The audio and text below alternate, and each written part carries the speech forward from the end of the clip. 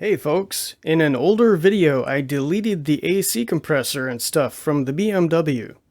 In this video I'm gonna delete the rest of the climate control system.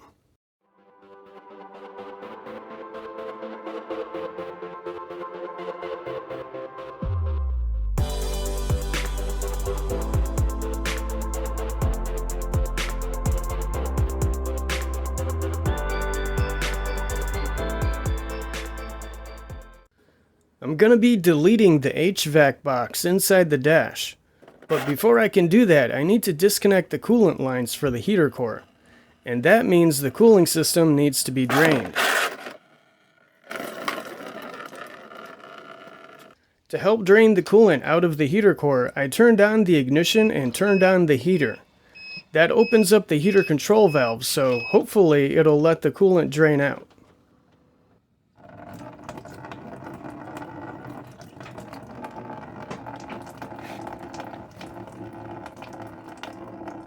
Next, we need to disconnect the coolant hoses from the heater core, but they're in a hard to reach place. So I had to remove the cabin filter housing. I also needed to remove the lower half of the filter housing so I can access the mounting hardware for the HVAC box. Anyway, back to the heater hoses. I've seen heater delete kits online that use special plugs you put in the engine so you can delete the heater hoses. But I don't feel like removing the intake manifold to do all that. So for now, I'm just going to loop the heater hoses together. They go through the firewall right behind the intake manifold.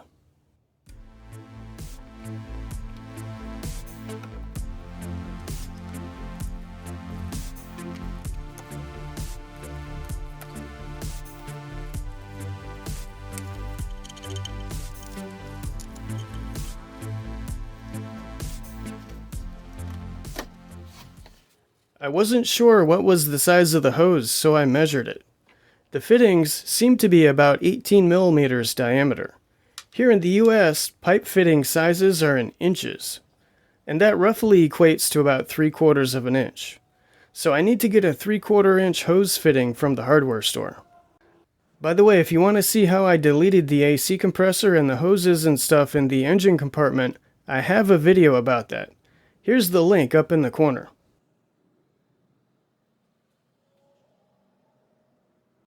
Okay, we'll continue with the heater delete later. But now I'm going to remove the dash, and that involves removing a bunch of other stuff like the vents, the light switch, the gauge panel, and all the stuff in the center console. So let's wave goodbye to that climate control panel because that won't be coming back. Alright, I removed most of that stuff off camera. It's pretty straightforward. I also removed the steering wheel to make some room. At this point, the dash should be ready to come out. I just need to remove these 4 fasteners across the dash and the 2 screws at the bottom.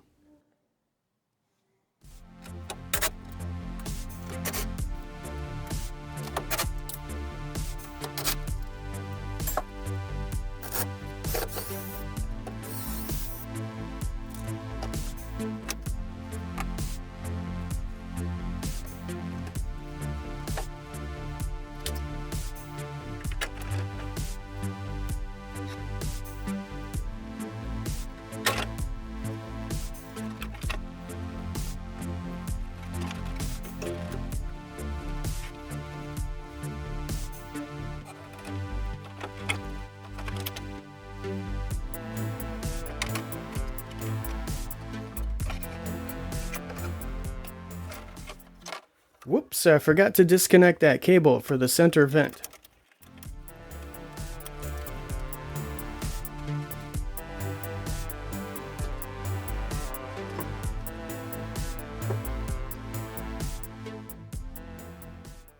Okay, the dash is out. Now I need to remove the support structure. It has a bunch of 13mm bolts.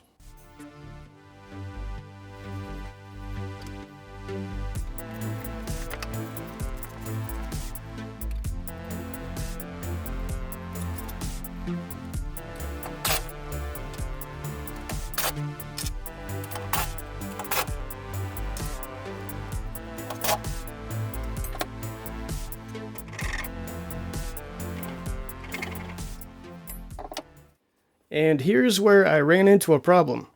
The support didn't want to move because it was still attached to the steering column. So it looks like I need to detach the steering column. Plot twist! The steering column has a tamper-proof bolt. So ironically, I had to tamper with it to remove it. I used a Dremel tool with a cutting disc to make a slot in the bolt head, like a flathead screw.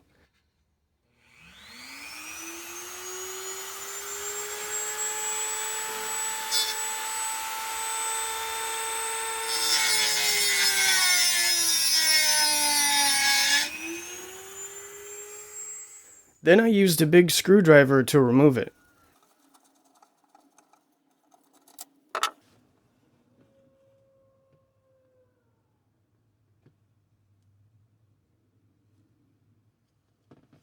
The other 3 bolts are normal 13mm.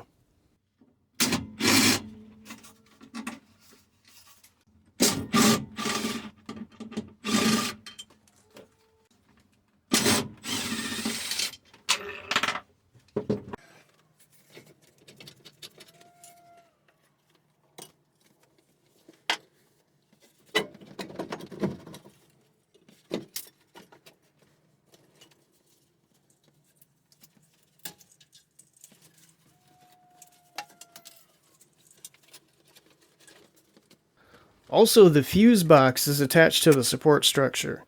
You have to finagle it up off of the mounting tabs, then slide it out the back of the support structure.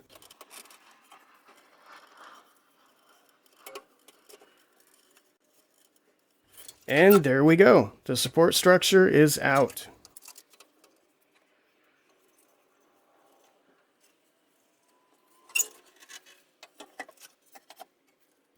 Next, I disconnected all the electrical stuff from the HVAC box.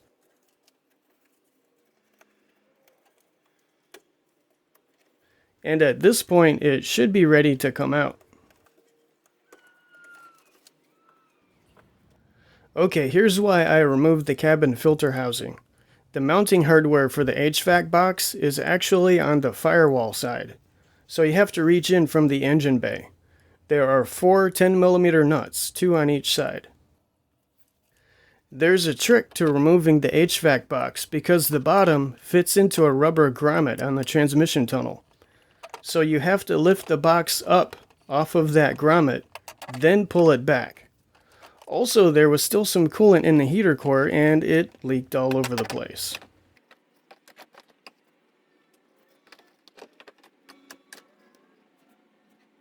Speaking of the heater core, let's finish the heater delete. I'm using a simple hose splice fitting to connect the 2 hoses together. Then I'll tuck that behind the intake manifold where nobody will see it.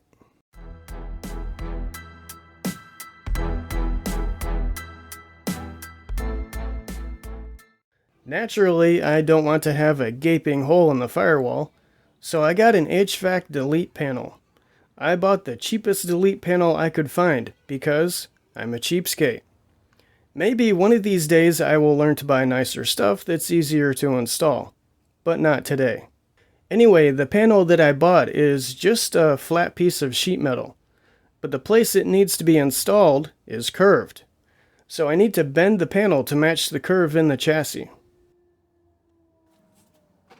I thought I would try a simple method to get a uniform bend in the panel. I folded up an old towel and put the panel on top of that. I also made sure the correct side of the panel was facing up. That's what the X on the panel is for. Then I took a piece of pipe and rolled it across the panel. The folded up towel should be soft enough to let the pipe push the panel down, but also have enough resistance to push the panel up on either side of the pipe. And eventually that should form a curve in the panel. It worked, sort of, but it was a pretty slow process, and I didn't want it to take all day. So I tried something else. I happened to have a big piece of tubing, a shipping tube, so I rolled the panel across the tube. That worked much better. Then I test fitted the panel to make sure the fit was correct.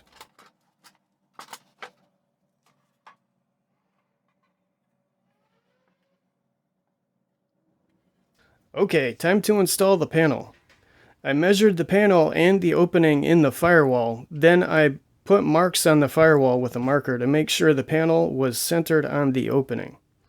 I also drilled the first 2 rivet holes off camera. Here I'm using Cleco fasteners to attach the panel to the firewall so I can drill the rest of the rivet holes. The idea was to drill a hole, stick a Cleco fastener in it, then drill the next hole, and so on. I was able to get most of them, but ran into a couple issues. The panel comes with the rivet holes pre-drilled, but some of the rivet holes in the top were in the wrong place, so I had to drill new holes. Also, I couldn't drill the 2 holes on the bottom because the transmission tunnel is in the way. So I had to drill those holes from the engine side, and I had to use this crazy combination of drill bits to reach in there. And of course, the holes I drilled didn't match up with the pre-drilled holes. Anyway, finally we got all the rivet holes drilled. Now we're going to remove the Cleco fasteners and install the panel for good. I decided to seal the panel with silicone caulk to keep the moisture out. I'm just using regular bathroom caulk. I don't think RTV silicone or anything special is really necessary because this area won't see a lot of heat. Keep in mind the cabin filter actually seals out the engine bay heat. Also, the HVAC box originally was in here and it's made out of plastic, and the seal for the HVAC box was made of foam rubber. Alright, it's time for the most riveting part of the video. I used a few Cleco fasteners to hold the panel in place so I can get some of the rivets installed. Then I removed the Cleco fasteners and installed the rest of the rivets.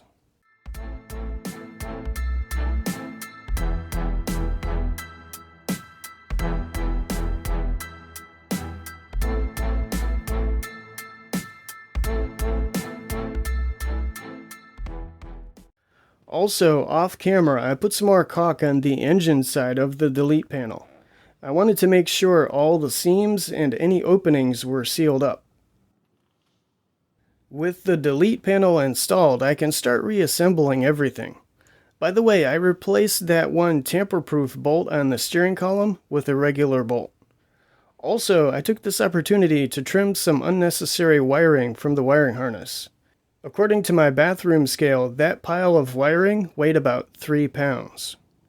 And the HVAC box was another 19 pounds. That's not a huge weight savings, but it's a step in the right direction.